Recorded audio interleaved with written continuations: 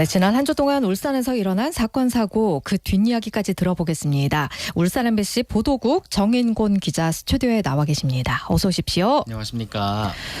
꽤 사건 사고가 많았어요. 네.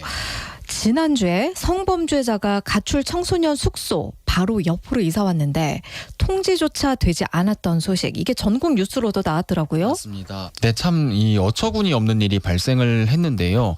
이 울산의 한 단기 가출 여성 청소년 쉼터 바로 옆 건물에 한 성범죄자가 이사를 왔는데 이 쉼터에는 아무런 연락이나 고지가 없었던 겁니다. 네. 실제로 이 쉼터를 찾아가 봤더니 정말 담벼락도 하나 없이 건물이 바로 붙어 있는 그런 모양새였는데요. 이 쉼터 측에서는 우선 다행히 최근에 이 사실을 알게 됐다고 합니다. 그런데 이제 알게 된 경위도 좀 정말 황당했는데요. 예? 성범죄자 고지의 경우 여성가족부가 담당을 하고 있는 업무입니다.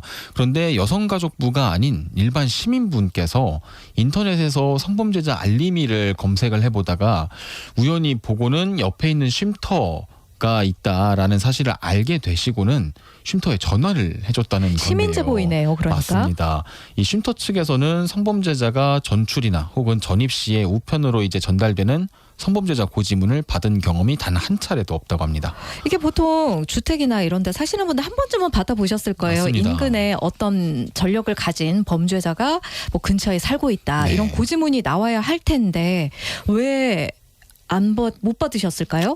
성범죄자 전출 전입 통보를 해야 하는 대상이 받아볼 수 있는 대상이 너무 적기 때문인데요. 이제 그렇게 받아볼 수 있는 곳이 정부에서 법적으로 정해져 있는데 19세 미만 자녀가 있는 세대, 네. 어린이집, 유치원, 초중고등학교, 학원, 지역 아동센터, 청소년 수련시설, 제가 말씀드린 이 시설에만 고지문을 보내게 돼 있습니다. 이 외에는 대상은 고지문을 보내야 하는 대상에 법적으로 아예 제외가 되어 있는 거거든요. 그렇다 보니까 당연하게 고지문을 받을 것 같은 이런 가출 청소년 쉼터 같은 곳이 빠져 있는 겁니다. 이 같은 청소년 시설은 물론이고 이제 법적으로 아동복지시설로 등록되어 있는 곳들이 뭐 아동상담소라든지 공동생활가정, 아동보호 전문기관 이런 곳들 총 11개가 아동복지시설이 법적으로 정해져 있거든요. 네. 이 가운데 지역 아동센터 한 곳을 제외를 하고는 나머지는 고지 대상에 빠져 있습니다. 이게 참 여성가족부에서는 좀 대상이 적게 설정된 것에 대해서 두 가지 이유를 들고 있거든요. 어떤 이유요? 이 법이 2013년에 입법이 됐는데요. 이제 입법 당시에 가장 효율적인 대상들만 법적으로 정해놔서 대상을 지금 추가하려면 법안 자체를 수정을 해야 된다. 네. 이런 것과 대상을 만약에 법안을 수정을 해서 추가를 하더라도 예산이 더 필요한 부분이어서 이게 참 쉽지가 않다라고 얘기를 했는데요. 제가 좀 예산 문제를 좀 집중을 해서 알아봤는데 네. 올해부터 이제 성범죄자 전출입 고지는 카카오톡, 알림톡 등을 통해서 먼저 전달이 된 후에 예. 이런 SNS 메시지도 열람하지 않았을 경우 종이 형태의 고지문을 보내거든요.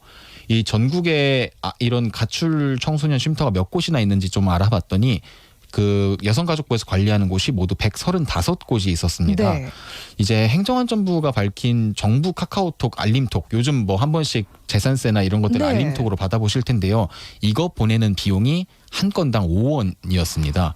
135곳 모두에 보내도 700원이 채 안 되는 금액이거든요. 그러니까요. 그런데 이제 예산 같은 것들이 추가로 될 수 있다라고 얘기를 하고 있고요.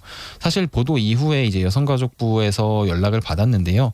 일부 사회복지단체 좀 고지 요청이 계속해서 좀 있었다고 추가 대상을 좀 포괄적으로 늘려서 고지할 수 있도록 노력을 해보겠다. 뭐 이런 답변을 받았습니다. 이게 우편으로 발송한다고 해도 그게 막 몇십억씩 들고 맞습니다. 이런 문제는 아닌 것 같아요. 네. 정부 입장에서 보면 굉장히 그렇게 크지 않은, 적은 예산이 그러니까요. 들어가죠. 네. 정말 비효율적으로 운영이 되고 있었네요. 이 점이 좀 하루빨리 개선이 됐으면 좋겠습니다. 그리고 또 어제 황당한 일이 있더라고요. 네, 고속도로에서 오토바이가 나타났다고요. 맞습니다. 이거 자체만으로도 굉장히 의아한데 네. 10대 학생들이었다고요. 네, 10대 학생들이었고 4명이 타고 있었는데요. 우선 이 학생들이 발견이 된 건 어제 오후 2시쯤이었습니다. 예. 이제 남양산에서 울산 방향으로 향하는 경부고속도로 상행선이었는데요.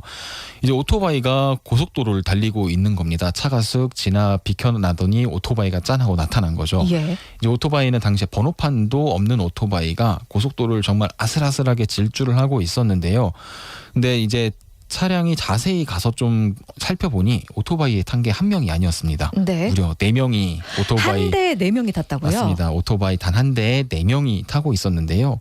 또 이 가운데 단 한 명만 헬멧을 하고 있었고 나머지는 아무런 안전장구도 없이 정말 그 고속도로에서 위험하고 아찔한 질주를 계속해서 이어나가고 있었습니다. 예. 이제 신고자분과 경찰이 계속해서 위치를 공유를 하더라고요. 통화를 하면서 위치를 공유를 했고 이 학생들을 쫓아갔고요. 경찰도 정말 좀 재빠르게 출동을 해서 오토바이를 멈춰 세우려고 방송도 하고 뭐 우로 붙어라 이런 얘기도 했는데 오토바이가 사실 곧바로 멈추지는 않고 도망치려는 움직임을 보이기도 했습니다. 예. 이제 결국 신고자분이 오토바이 앞에서 속도를 천천히 줄여서 오토바이를 멈춰 세웠고 경찰도 곧바로 따라붙어서 현장에서 이들을 붙잡았습니다.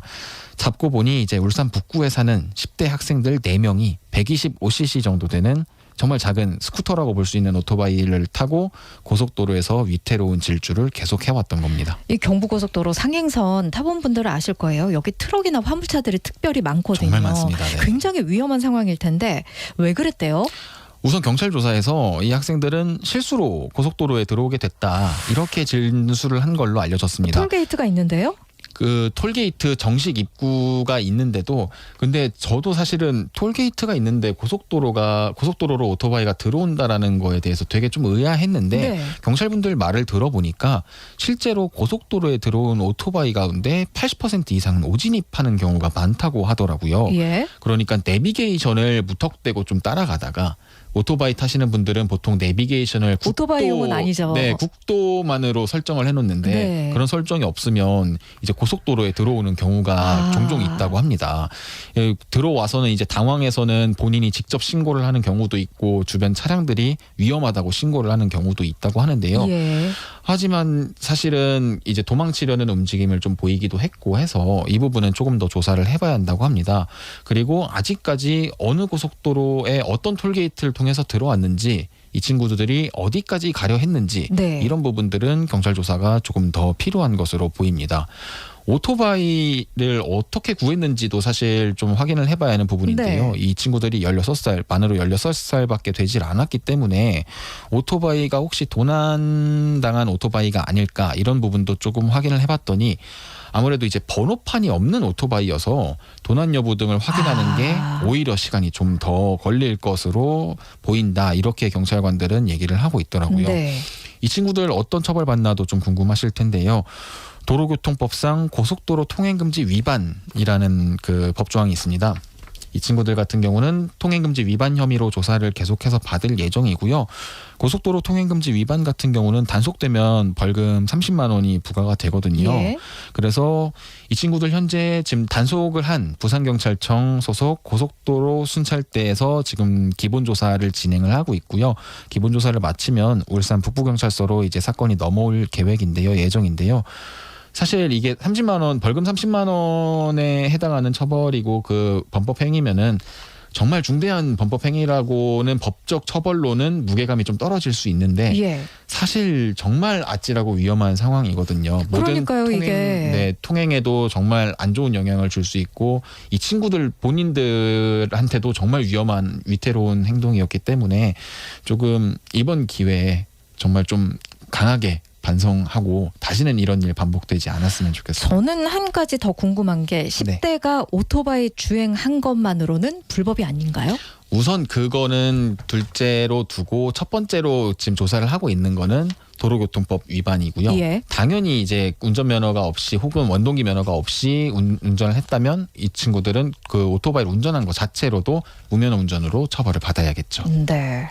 네, 그 사실 원동기 면허 같은 경우는 만 16세 이상이면은 취득이 가능해서 이 예. 친구들 같은 경우는 나이로는 대상이 되거든요. 만 16세. 맞습니다. 예. 그런데 경찰관들이 면허가 있었다라고 하면은 분명히 뭐 얘기를 하고 넘어갔을 텐데 이 친구들은 이미 뭐 부모님에게 먼저 연락을 한 상황이거든요. 경찰관들이 아마 면허는 없었을 거고 그렇기 때문에 좀 사실 이번 기회로 좀 제대로 좀 처벌을 좀 받고 따끔하게 좀 혼이 나서 다시는 좀 이런 일 반복되지 않았으면 좋겠습니다. 알겠습니다. 추후 더 자세한 이야기 저희가 또 전해드리겠습니다. 지금까지 정인곤 기자셨습니다. 고맙습니다. 감사합니다.